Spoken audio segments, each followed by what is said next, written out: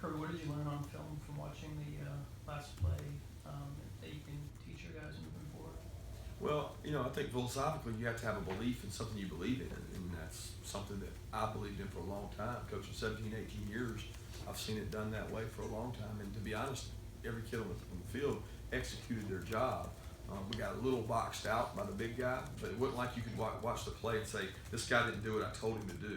He got out-jumped, and the guy timed his jump a lot better than we did, which I think everybody saw. And Dom, Quincy were in position. He jumped up, the guy got the ball at the highest point, and Zoe kind of got a surge back on him. He ended up behind it. Instead of coming forward into the jump, he ended up behind it and kind of got pushed back by everything. But at the end of the day, their guy timed the jump almost perfect and got the ball at the highest point. We've got guys right at that same point, and we can't get the ball out. But again, it's not philosophically that I feel like it's the wrong thing. It's executing it and maybe practicing it more and finding some other ways to play it. Coach, it seems like y'all have been using some more perimeter runs lately, kind of things out of shotgun. What are the advantages of doing that? Well, I think it's easier on Jacob. It gives Jacob the ability to see the whole defense. He can throw the ball from the shotgun. He's comfortable in the shotgun, but it's not like we sat there and said we need to be in the gun more often for him. We've got to be able to run the ball both ways, and everybody talks about the perimeter runs, but we tried some perimeter runs Saturday that didn't work too. Some tosses and things trying to get outside. So it's really what the defense is willing to give you. You got to find what works, and you got to keep getting better. And we got to block and tackle better. That's the bottom line. And a lot of positions.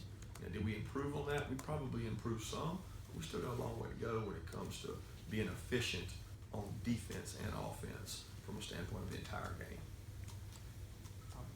What improvements did you, after watching the game, did you see the offensive line make up front? Did they get a better push, or were guys just simply able to find holes that were being created better this time around? I wouldn't say it's any of that. I think it was more of we were opened up a little bit more. So when you open up the edges, it makes people looser. When people are looser, you have an opportunity to bounce things. There's more holes for runners. But it also opens up the edges for pressures, and it also puts people at risk for pass protection. So you got to be willing to put yourself at risk to pass the ball and get guys pass throwing more often without help. You don't have edges. You don't have tight ends. You don't have everybody in the box. So if you can't be as physical as you want to be, then sometimes you have to loosen up. And I think that helped from that perspective. Again, it's every week there may be a different game plan. It's going to depend on what gives us the best chance to be successful against that defense. Kirby, it seems like Jim has really, I don't know if changed the offense is right, but it's become more complex.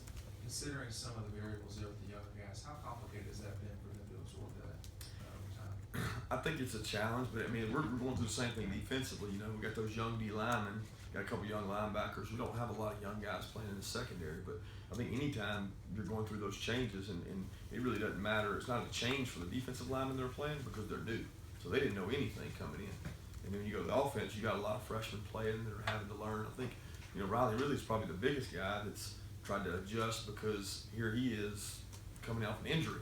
We lost him mentally for a week where he was out with the hand injury, and for him to get back, get going, learn the things we got to do each week, it's important. But those guys offensively do a good job of teaching our players the game plan and making sure each guy can execute the game plan. Otherwise, you wouldn't have Nada out there, you wouldn't have Brian Harriet out there, you wouldn't have Jacob out there, and Ridley. There's some young players that have been able to help us.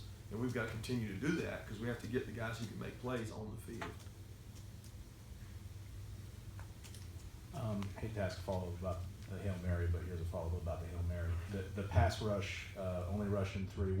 Philosophically, what's the background on the decision-making there? Yeah, when I answered the remarks, same thing. Philosophically, you have to make a decision in the off-season and the preseason how you're going to rush that. And different yard lines, we do different things. The closer they get, it becomes a normal play. The further out they get, the more we want to defend the people that are going vertical. That's the decision there, and some different things we can do game-wise. But if you're going to play the way we play with putting our best jumper and our biggest guy down there to defend the pass, that's what you're forced to do. That's not what everybody does. That's not what we'll always do. But philosophically, that's what we felt like. We discussed it coming out of a timeout, and we wanted to go with what we practiced. And that's what we practiced. That's what we practiced in camp. That's what we walk through. That's what we do every Thursday. And we just simply went with our philosophy. And we believed and trusted in that. It's not to say that it'll be the same all the time, by all means.